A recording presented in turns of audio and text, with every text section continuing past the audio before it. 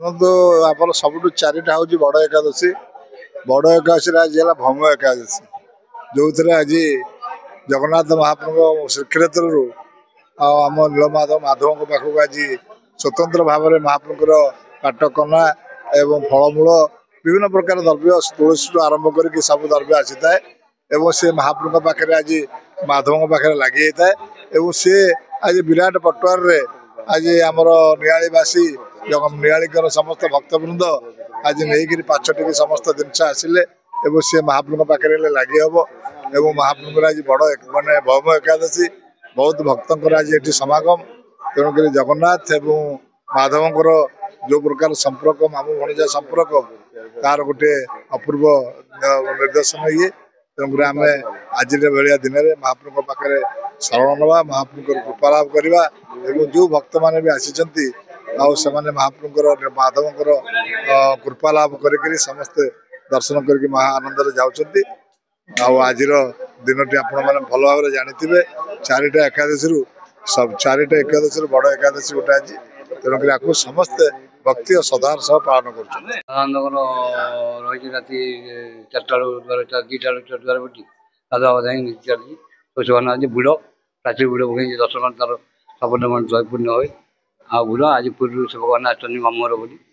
ସେମାନେ ବିନା ଦାସ ମାତ୍ର ଆମର ମାତ୍ର ଯୋଉରା ଦାସ ସମସ୍ତେ ଆସିଛନ୍ତି।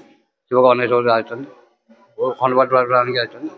ଅଫିସରେ ଟିପଟି କଲେ ମନ୍ଦିର ପଞ୍ଚାୟତ ଟ୍ରଷ୍ଟି ଦାୟିତ୍ୱରେ ଅଛି, ସବୁବେଳେ ଦାୟିତ୍ୱ ଆଣ୍ଡାମାନ କମିଶନ ଦାୟିତ୍ୱ ମିଟିଂ 36 ଅଛନ୍ତି, 12 ଜଣିଆ କମିଟି ତଳଦାର କରିଛନ୍ତି। ତଳଦାର କମିଟି ବର୍ତ୍ତମାନ ଏକାଦଶୀ ପାଇଁ ସବୁ ସମ୍ପୂର୍ଣ୍ଣ ଦାୟିତ୍ୱ ନେଇଛନ୍ତି। ଚୁରୁଗୁଡିଆ ସବୁ ଚାଲିଛି। ମାଧବ ଜୟ ଜୟ ମାଧବ ଜୟ ଜୟ ମାଧବ।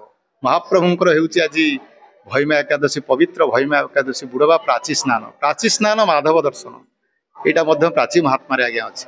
ଆଜି ହେଉଛି ମହାପ୍ରଭୁଙ୍କର ସ୍ୱତନ୍ତ୍ର ଦିନ ବା ଜନ୍ମୋତ୍ସବ, ଯାହାଫଳରେ କି ଆଜି ସ୍ୱତନ୍ତ୍ର ପରମ୍ପରା ରୀତିନୀତି ଅନୁସାରେ ମହାପ୍ରଭୁଙ୍କୁ ପାଳନ କରାଯାଏ।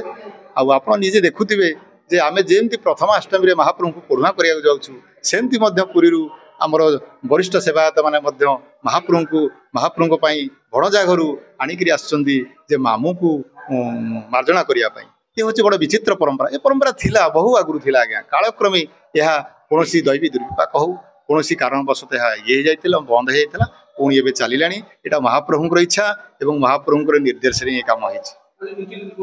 ନୀତି ମହାପ୍ରଭୁଙ୍କର ତ ସ୍ୱତନ୍ତ୍ର ନୀତି। ଆଜି ଠାକୁରଙ୍କର 3:30 ରାତିରୁ ମଧ୍ୟ ପହଡ଼ ପିଠା ହେଇଥିଲା। ପହଡ଼ ପିଠା ମାନେ ଖଟ ଉଠା ପରେ ମହାପ୍ରଭୁଙ୍କର ଦନ୍ତ ଧାବନ, ତାପରେ ହେଉଛି ମହାପ୍ରଭୁଙ୍କର ସ୍ନାନ ହେଇଥିଲା। ସ୍ନାନ ପରେ ମହାପ୍ରଭୁଙ୍କର ହେଉଛି ଗୋପାଳ ବଲ୍ଲଭ ହେଇଥିଲା। ଗୋପାଳ ବଲ୍ଲଭ ପରେ ଏବେ ମହାପ୍ରଭୁଙ୍କ ଦର୍ଶନ ଚାଲିଛି। ଦର୍ଶନ ପରେ ସକାଳ ଧୂପ ହବ। ସକାଳ ଧୂପ ପରେ ଦ୍ୱିପ୍ରହର ଧୂପକୁ ମହାପ୍ରଭୁ ଯିବେ ଆମର ଯୋଉ ସିଦ୍ଧମଠ ପାଖରେ ଯୋଉ ପ୍ରାଚୀ ନଦୀ ଅଛି, ସେଠି ସିଏ ଭୈମାସୁରକୁ ଯୋଉ ଆମର ଏରଣ୍ଡକ ଦୈତ୍ୟ ଥିଲା ତାକୁ ତର୍ପଣ ଦେବେ। ତର୍ପଣ ଦେଇ ମହାପ୍ରଭୁ ପ୍ରସେସନରେ ଯିବେ ଏବଂ ପ୍ରସେସନରେ ଆସିବେ। ସେ ସମୟରେ ଅତି ବିଚିତ୍ର ଦୃଶ୍ୟ। ଏହା ରାତି 4ଟା 4:30 ରାତିରେ ମହାପ୍ରଭୁ ମହାଦୀପ ଉଠିବ ଏବଂ ଭକ୍ତମାନେ ସେ ମହାଦୀପ ଦର୍ଶନ କରିବା ପାଇଁ ସକାଳ ପର୍ଯ୍ୟନ୍ତ ଅନ୍ସା କରି ରହିଥାନ୍ତି।